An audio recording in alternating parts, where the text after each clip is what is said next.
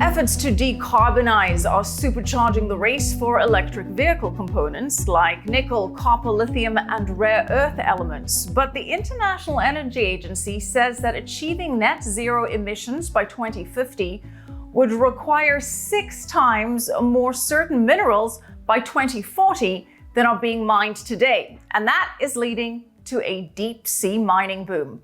So how big is the demand? What are the investment opportunities? And could this effort to go green actually cause more environmental harm than good?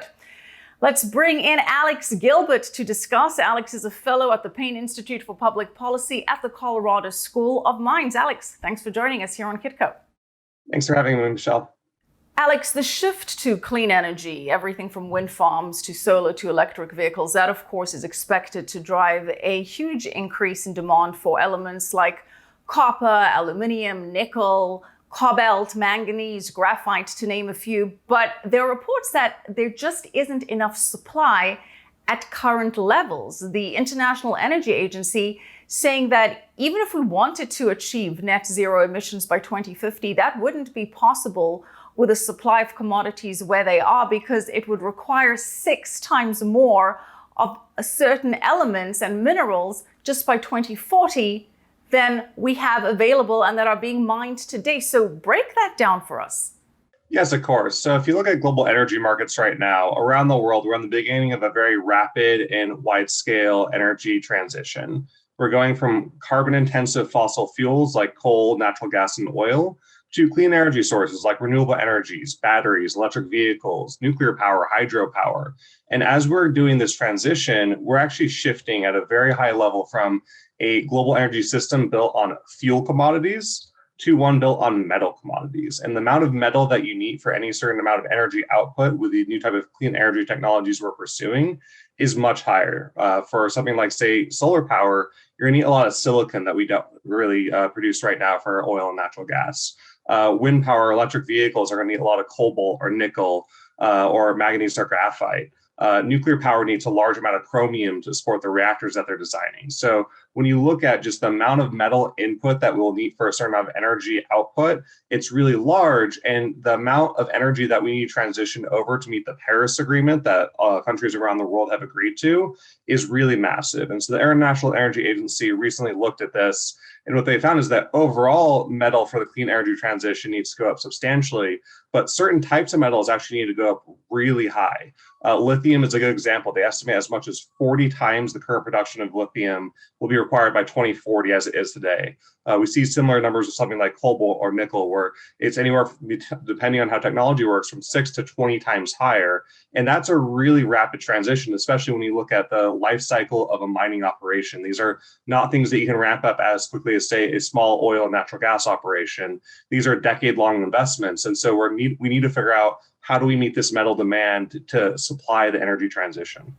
So even if we wanted to completely decarbonize, get away from fossil fuels entirely, that is not feasible because there isn't enough supply of the commodities that are required for clean energy sources at current levels, is what I'm hearing you say. Yes, in order for us to reach the decarbonization goals that we've set internationally, we're going to have to significantly increase the amount of mining that we're doing. The current production is at current levels no way going to be sufficient. So we're going to have to find new sources. We're going to have to develop new technologies that are using resources more efficiently. We're going to have to use more recycling technologies. But this is a big question that if we don't figure that out, it's going to become a huge barrier to developing the amount of energy that governments want to pursue. But with all the emphasis on clean energy and green energy, not a lot of attention is being paid to the idea that maybe mining for all of these elements and rare earths and commodities isn't that much better for the environment than just sticking with fossil fuels. Yeah, if you look at mining processes, there is a variation depending on the companies involved, the nations involved, but mining is a very environmentally intensive process. Almost everything that we do right now is terrestrial mining. You have to pick a location, you'll have to do prospecting activities, you're going to have a lot of land disturbance, potentially water pollution. A lot of areas have human rights issues, particularly as there are these big environmental impacts. And so you often see marginalized communities impacted most by mines. There is a wide range in kind of the corporate social governance that different companies use. You also have a large number of state-owned enterprises that are involved here. And so because of that, there's a lot of environmental and human rights downsides with some current mining practices. And so what we're actually seeing right now, as we're starting to ramp up production to meet clean energy, is a renewed focus on supply chain. We're trying to make sure that the supply chain to supply clean energy technologies is green itself. And as we do that, we're going to start seeing more and more pressures put along the whole length of the supply chain to make sure that we have transparency and that things are operating in a way that is consistent with global decarbonization goals. Well, focusing on the lack of supply for now, that is, of course, leading to an interest in deep sea mining. So how big is the demand? How big could this industry potentially get? According to a report published by Allied Market Research, the global deep sea mining equipment and technologies market, that alone is estimated to reach about $73 billion by 2030. Is that consistent with your data? Yeah, if you look at the overall size of the energy economy right now, it's going to be around a $2 to $3 trillion global commodity market for fuel. So for oil, natural gas, and coal. When you look at where we need to go to meet our energy demand by 2030 or 2040 in a clean manner, that's going to at least be tens of billions or hundreds of billions of dollars in an annual commodity flow. The IEA, when they looked at this, or the IEA, when they looked at this question, specifically found that by 2040, we'll actually have more revenue coming into metal commodities for clean energy than we'll have for coal. And so the potential size of the market here is really large. The deep sea mining side is a huge question mark. It's an industry that we're just on the verge of really birthing. We're in the exploration phase. We're moving closely to the exploitation phase. And so this could be an industry that's anywhere from a very small cottage industry up to a global industry that is a juggernaut. It could be $100 billion plus industry by 2040 or later. $100 billion plus industry by 2040, just the deep sea mining industry alone. Yes, if we see very bullish demand growth and we do not have other sorts of options, that is definitely a possibility for the industry. Okay, so what kind of commodities lurk beneath the waters there? What kind of elements, what kind of minerals, and what is the mining process like to extract that? If you can give us an overview. Yeah, so there are three primary types of undersea metal deposits. We have what are called cobalt crusts, which is just the seafloor crust. The main thing that they're looking at there is cobalt. We have seafloor massive sulfides, which have a number of things that are not of prime economic interest, but the really big one are what we call polymetallic nodules. Now, these are small bits of metal that over time in oceans over millions of years have accumulated and grown out and slowly participate out of the seawater and then drop onto the ocean floor. They range from microscopic size up to something that can be as big as 20 centimeters. Most of them, though, are about the size of, say, my fist or a potato. And the polymetallic nodules have a lot of things of interest for anyone that's interested in clean energy demand supply. So we have a lot of nickel, we have copper, we have cobalt. There are small amounts of rare earth elements, though it's not a prime resource. But these are all things that are in one very encapsulated metal ball. And to be able to go get that, what you do is you send a remote operated vehicle to the bottom of the seafloor. Now, this is not 100 feet. This is not your local coral reef or someplace that you might go on vacation. This is the deep seabed. This is an area where light does not penetrate. You're talking miles and miles down. And on the seabed, these nodules are just located in large fields. So you send a remote operated vehicle down, tethered to the surface. It goes along at the bottom of the seabed, and it just picks up the nodules. And you gather the nodules, you send them to the surface, and you can process them. And one of the interesting things, because the nodules have collected over time, their ore grades can actually be much higher in many instances than terrestrial ore grades. And so when you look at the greenhouse gas profile of some of the metals production from deep sea mining, you can actually be superior to terrestrial mining because you don't need to do all the same number of processing steps that you would for terrestrial sources. But yet, critics say that harvesting these nodules could do more harm than good in terms of ending carbon emissions, that this could put the ecosystem at risk of irreversible damage, that it could impact whale and tuna migration, for example, that it could even harm other species, potentially even accelerate climate change by kicking up long undisturbed carbon stores. What do you say to that? What do we know about the environmental impact or damage that mining for these nodules could cause? That is the number one uncertainty facing the potential growth of the industry. And it's the number one uncertainty that we need to figure out if this industry is to go forward and be sustainable. The environmental impacts that we expect or suspect are likely to be variable. It's going to depend on what you're looking at.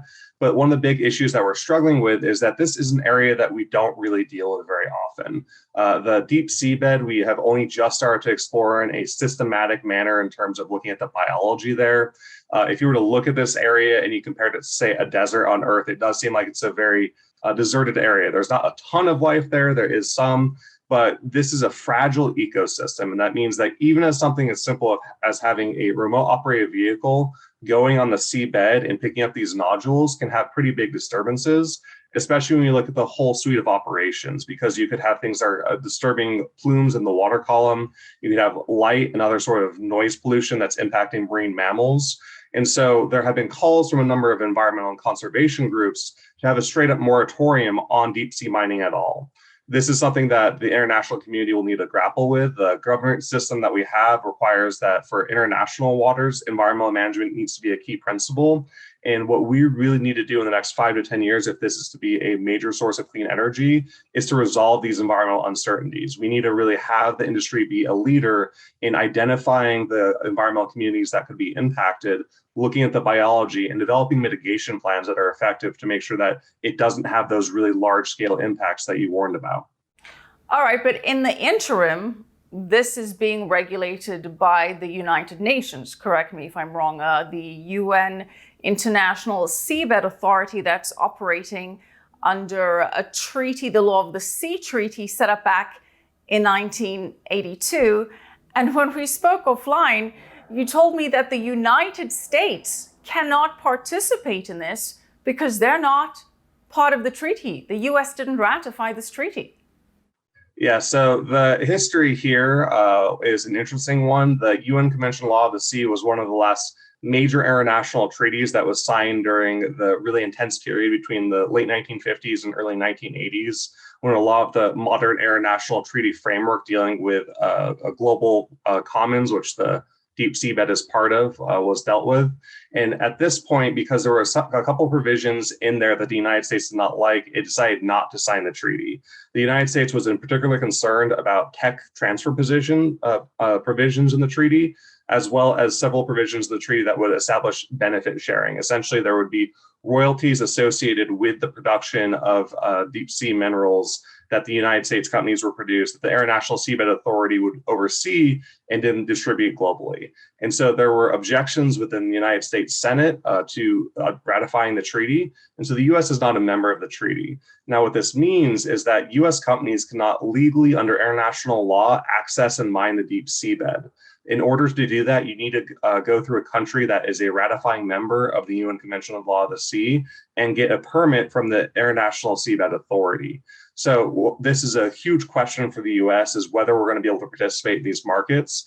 Because even though we don't participate in the treaty specifically for this permitting system, we observe the treaty as a matter of customary law. We like most of the rest of the treaty. This is where the idea of an exclusive economic zone, the 200-mile zone that you get to have most economic control over for things like oil and gas drilling or fisheries, that's where that comes from. And also we have things like navigable waters that are protected under this treaty. So the US likes most of the treaty, but this specific provision, it does not. And so the US needs to figure this out. Right now, US companies are not able to participate directly. If they do want to participate in deep seabed mining, they need to go to a third-party country and get that country's permission or endorsement. So because Congress did not ratify this treaty back in 1982, US companies are prohibited from participating, but yet the US and the US Navy plays an integral role in enforcing other aspects of this treaty. So, Alex, it sounds to me like the US is going to be left behind here if indeed deep sea mining is the next frontier in getting these highly essential and vital elements for energy use? Who are the leaders then in the space? Yeah, so that's an excellent question. So when you look at the countries involved, this is really kind of a country-led effort to date. So you see a number of national agencies or other sorts of similar entities that have national endorsements. So we have countries like Germany, France, India, South Korea, Japan, Poland, Russia. We have a number of Pacific Island nations. But the country that has received the most exploration permits to date is China. And from a US perspective, that is potentially a large concern from economic competitiveness point of view, because right now China is the leading processor of metals around the world. And if you really believe that we're going through this energy transition from a fossil fuel based energy system to one based on metals for clean energy, the US plays a central role in the fossil fuel based commodity system. We don't have a central role in the supply chain for metals, and China is quickly moving across the board, not just for deep sea mining, but around the world to establish claims and establish mines so that it can dominate the supply chain of the future. So the US in recent years has started to look at this question more broadly in terms of how do we ensure critical mineral supply, but that's something that is still something the country needs to figure out. And Alex, China already controls the majority of the on-land terrestrial rare earth supply as it is, correct? Yes, right now China is around 90% of the rare earth supply. That's in part because of the environmental issues associated with producing and processing rare earths. But rare earths in particular, even though the volumes are small, can be really important for modern electronics. And of all of the critical minerals, those are the ones that are probably the greatest national security concern for the US and its allies. And the US has effectively locked itself out of participating in deep sea mining unless it ratifies this treaty or unless it changes something or puts something towards the UN to have a look at. Is there any effort in Congress to even address this? Is this on anybody's radar at the moment? As far as I can tell, it's not a significant concern right now. In part, that's because you don't have American companies that are pushing for this because they just cannot participate. What you do see is that if an American company is interested, what they'll typically do is they'll go abroad and they'll work as a multinational corporation with their foreign subsidiaries. So a good example of that is that Lockheed Martin has a wholly owned subsidiary in the United Kingdom that has one of the exploration permits. But really, if the U.S. does want to get involved in this without ratifying the Law of the Sea Treaty, it's going to have to work very closely with its allies. And it's going to have a cohesive strategy to work with its allies like Canada, the United Kingdom, France, Japan, South Korea, countries that are all interested in deep sea mining to make sure that our companies might be able to participate and that we can get American innovation into that industry. Well, as you said, this could go up to $100 billion industry by 2040. So we're just scratching the surface or breaching the surface, pun intended here. Who are the key players? And from an investment perspective, if you're watching this, looking at this trend, thinking that this is the potential flow of the future, how does one tap into this as an investor? So this is still a really early industry, and I would caution with an industry like this to just be really careful. One of the leaders during the 2010s was Nautilus Minerals, which was looking at doing mining for gold off of Papua New Guinea. They recently went bankrupt. They were unable to realize that vision. But when you're looking today, we do see a fair amount of action happening. Most prominently is a company called Deep Green, which is Canadian based. They're currently going public as part of a SPAC. They're going to be called the Metals Company moving forward. And they're specifically targeting polymetallic nodules for electric vehicle supply. So even though at this point they've largely done exploration and technology development, their SPAC is giving them a valuation of about $3 billion. That's a really good sign of just how much interest there is in this field. Otherwise, there's a fair number of companies that are on the verge of investing in this area. Most likely what you'll see is, in terms of investment opportunity, is investing in a company that's investing in this opportunity. But there are a number of companies that could go public in the next several years. As I mentioned earlier, Lockheed Martin, the UK subsidiary, owns the UK Seabed Resources Company. And so that's one way to really get into a diversified play. We also have the Global Sea Mineral Resources, which is a subsidiary of the Brussels-based DEME Group, which is owned by several public companies. So there are a number of companies that have exploration permits right now. What I really say, though, is that if you're interested in this area, watch for the companies that get exploitation permits. We've yet to develop the exploitation framework. That's going to be happening in the next year or two. And that's really where you get the permit from the International Seabed Authority to actually mine resources and produce them. And any company that gets an exploitation permit should probably be on the top of your list if you're interested in getting in this space. And how does the company get that? By applying to the International Seabed Authority and demonstrating that they have the technical capability to develop a mine site underwater in one of these locations. And that's the UN agency, correct? That is the UN agency, correct. All right. So, Alex, what does this then mean for traditional mining and traditional miners? Is this competition at some point, or is that just too far down the future? Does it mean that, we may be seeing a commodities super cycle because of reduced supply and increased demand? But if these kind of deep sea companies step in and fill the void, how does that balance out the traditional commodities supply sector and the traditional mining sector? That's a great question. So it's going to depend on what specific commodity that you're looking at, as well as where you're looking at. I think if you take a very global, high-level view and you're talking about metals generally, this is not going to be something that it's going to necessarily displace terrestrial mining. As we've talked about, the energy transition that we're seeing, the new technologies that we need to provide metals for, that is such a very large amount of metal that we just don't have any idea how we're going to get right now, that even if we do have a large, robust, and growing deep sea mining industry, we're still going to have a large and growing terrestrial industry. That said, though, because of how these specific seabed resources work, you are actually getting a lot of resources when you're mining something. And so this is where co-products become a question. A lot of mines have co-products, and the co-products that are involved here, because you're targeting for particularly polymetallic nodules that cobalt, nickel, copper, they have other things in there like manganese, magnesium, and a whole host of other minerals that if those ever become economic to actually extract as part of the process, you could see specific parts of the commodity sector that get very intense competition from ocean-based resource production.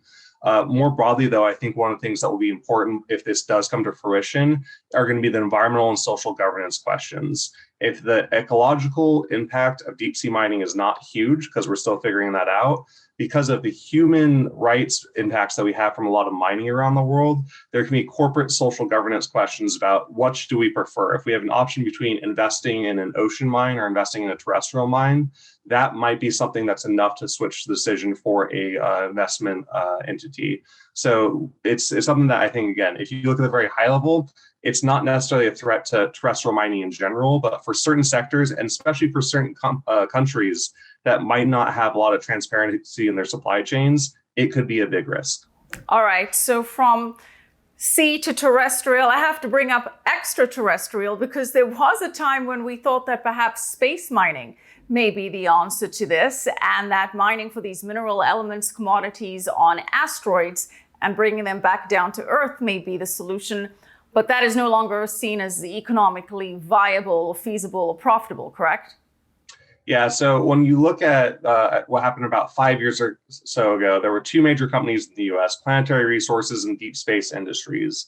And they were looking at going to asteroids and mining them, particularly for things like gold and platinum. They were looking at things that are metals that have very high values for the density involved. And that's just because that's how things work in space, that the amount of energy involved to transfer anything is very large. So you look for the things that have the highest value per mass. Those companies eventually both either went bankrupt or were otherwise acquired, because that is something that is still very long-term in the future. Now, we're on the verge of actually starting to do space resources or space mining production, but it's not for use on Earth. What we're looking at right now with NASA and private companies is mining water on the moon and mining other resources there to support ongoing commercial and government space missions. But in terms of going up to, say, the moon or going to an asteroid and bringing back a bunch of platinum to Earth, that's something that the economics are just not going to work out anytime in the next several decades. All right. Well, Alex, that was very all-encompassing. Thank you for that very intensive deep dive into the topic. Really appreciated. Alex Gilbert, fellow at the Payne Institute for Public Policy at the Colorado School of Mines. Thanks for joining us here on Kitco. Thanks for having me. And thank you for watching. Keep it right here.